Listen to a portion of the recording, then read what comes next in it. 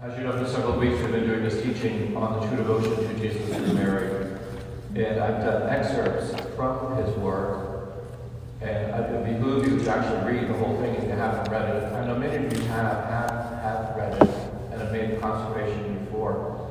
But it's always refreshing to read it again. Today I'm going to focus on the last part where St. Louis speaks about what you do on the day of the consecration, which of course will be for us. It's a very simple offering to Our Lady.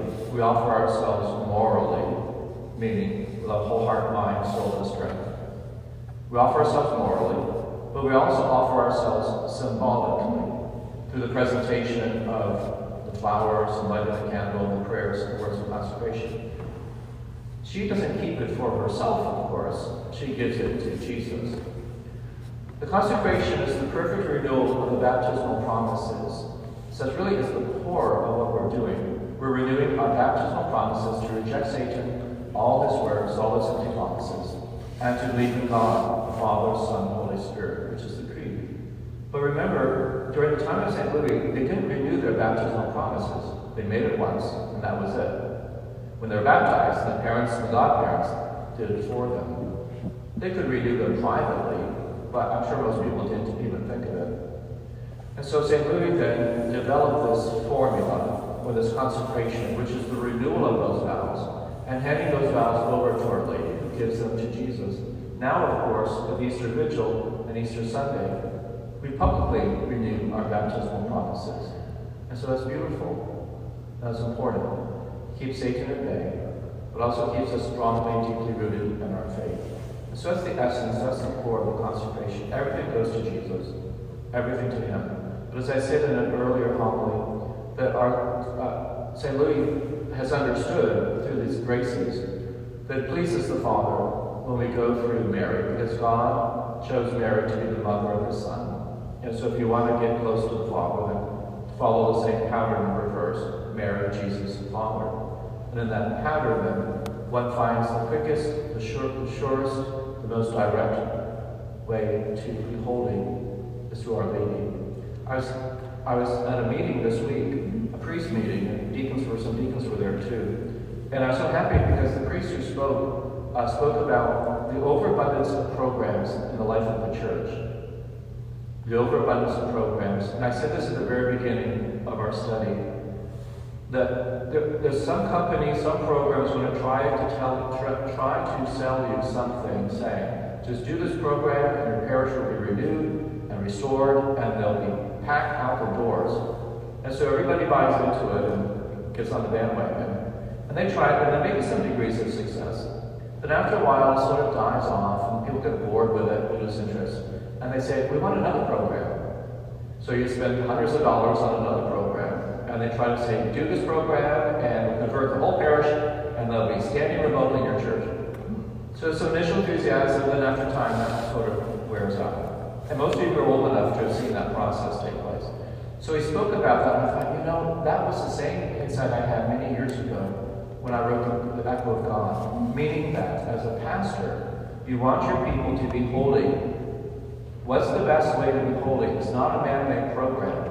It's the way God defines. Going to Jesus, but going through his secret weapon, so to speak, through Mary.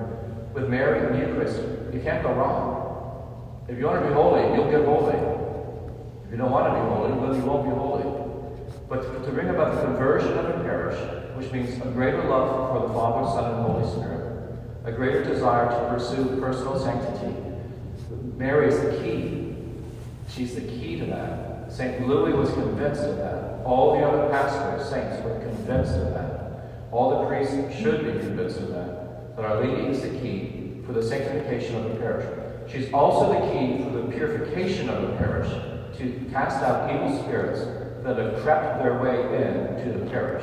And you may not see them with your eyes, I can tell you they're there. But she's the key, because as St. Louis makes clear, if you've read the book, that where Mary is, the evil spirits cannot be.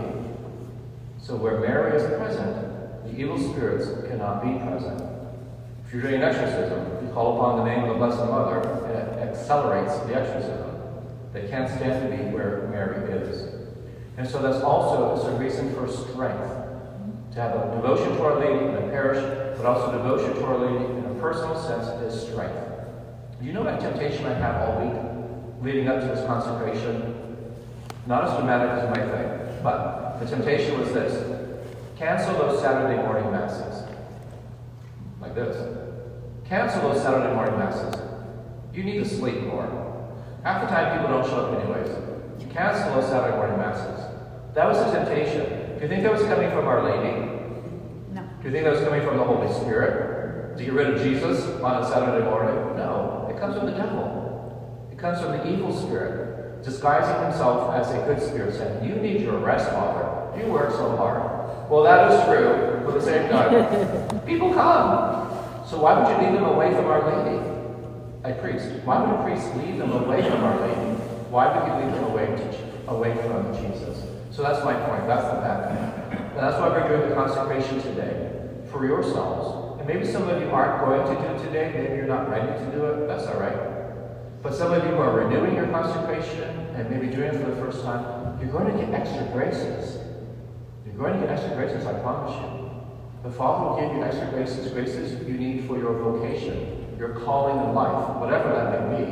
That calling is different for all of us. So on the day of the consecration, St. Louis says, do this then. Now he's talking about a 3-week preparation leading right up to it, but let me remind you too, this is not a magic formula. It's just a personal devotion. Some people get hung up on the 33 days of preparation. They get hung up on doing this on this day and that on that day. It's a private devotion. You can make it work for you. Make it work, take it seriously, but make it work for you. It's not a superstition that if you lose one day in your preparation, it's all a failure. That's superstition. Devotion is not superstition. So St. Louis says they should go to confession and communion with the intention of giving themselves to Jesus Christ in the quality of slaves of love by the hands of Mary. After communion, which they should try to make according to the method given further on, meaning loving Jesus in your heart when you receive Holy Communion. They should recite the formula of the consecration, which they will also find further on. That's what we'll do after communion. They ought to write it, or have it written, unless they have a printed copy of it. And they should sign it on the same day on which they have made it. So St. Louis is emphasizing the fact that this is a contract, or a vow, or an agreement. And by writing it out in hand and signing it, it shows one's commitment to that contract.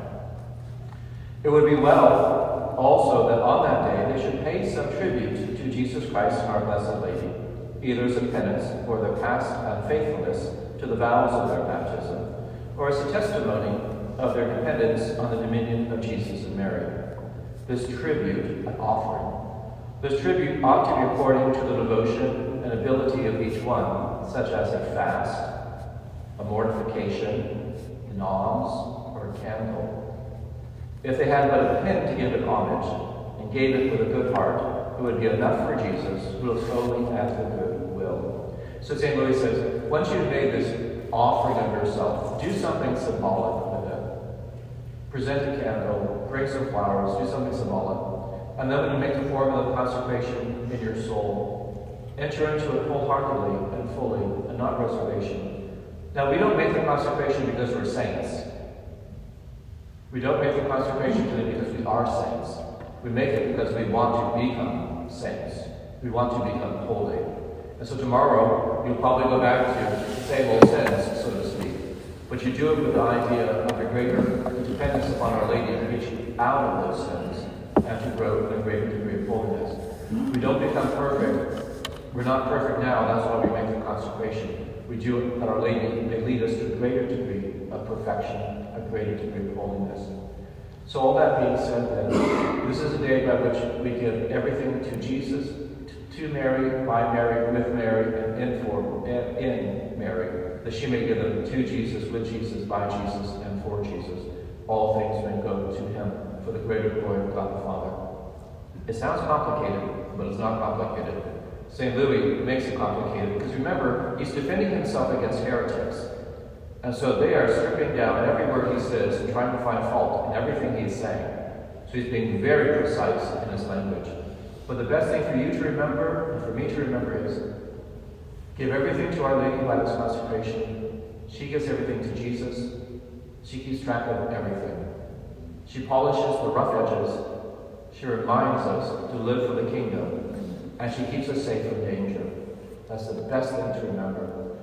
Today we do the renewal of the baptismal promises through the consecration on March 25th. You can have your own anniversary. It can be a different day. It doesn't matter. This day is chosen because St. Louis says it best reflects Our Lady's intention of doing God's will. She made her fiat for this event, meaning, be it done to me according to thy word. So St. Louis says this is a great day. You could choose any Marian feast. You can renew your vows every day, or you can renew your vows through consecration on all those big Marian feasts throughout the year.